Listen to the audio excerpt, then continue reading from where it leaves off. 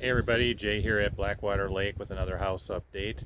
Well, today we ran into a major problem here. So we started taking the trim off here because we were going to re-trim around these windows. It was looking pretty weathered. When we took the trim boards off, we discovered some massive dry rot. Water got in here. This wall was not built correctly. The windows were not flashed at all. So water started seeping in here between the windows. You can see there was just no flashing here. And by the time you get down to the bottom, all the water just rolled down here. And this is all just completely, there's no structural integrity here whatsoever. It's completely rotted. And in fact, it goes all the way down to the rim joists here, which is, I mean, this is a load-bearing wall.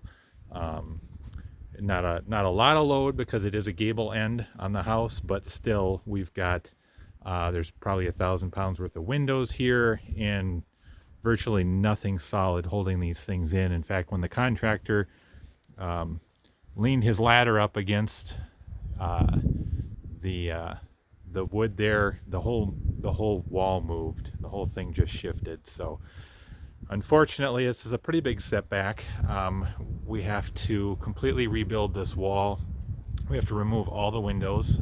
So we're setting up our scaffold to get ready to do that. And we're going to do a temporary support structure on the inside of the house because we have to remove all of that rotted wood, get it out of there, and then replace it with new wood. They built this, it's only a 2x4 construction. That was pretty common in older homes, especially built, well, they switched to 2x6 walls probably around the 80s, 90s. But this was built prior to that. That no longer meets code, so we're going to beef it up with some 2x6s on the inside, basically create some laminated beams on the inside, and essentially completely rebuild this wall. Set us back probably 3 days, probably a couple $1,000s by the time everything's said and done to repair this, which is really unfortunate. We don't have time for this. We're at the end of October. It's starting to get pretty cold up here in northern Minnesota. In fact, there's possible snow in the forecast for this coming weekend. So it's a race against time. We got to get this thing done before the snow flies, or we're going to be in a world of hurt. So anyway, that's the update, and hopefully we can get this fixed really quick. Unfortunately, it puts a bunch of other stuff on hold, namely the tram going down to the lake, which I'll step over here and give you a quick update on that as well. We're making some really good progress. So we've got a pretty good sized bluff going down to the lake at this property. Probably at least a 30-foot, maybe 40-foot elevation change. So we got our stairs now.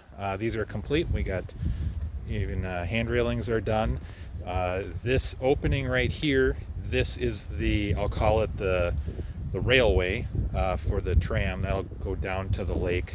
We're going to have a motorized winch which will sit underneath this platform. You can see here where we've got this square hatch looking thing. So that's where the motor, the electronics, that's where the winch mechanism will be to pull the tram going up and down on these rails that you see there, the green treated timber on the sides.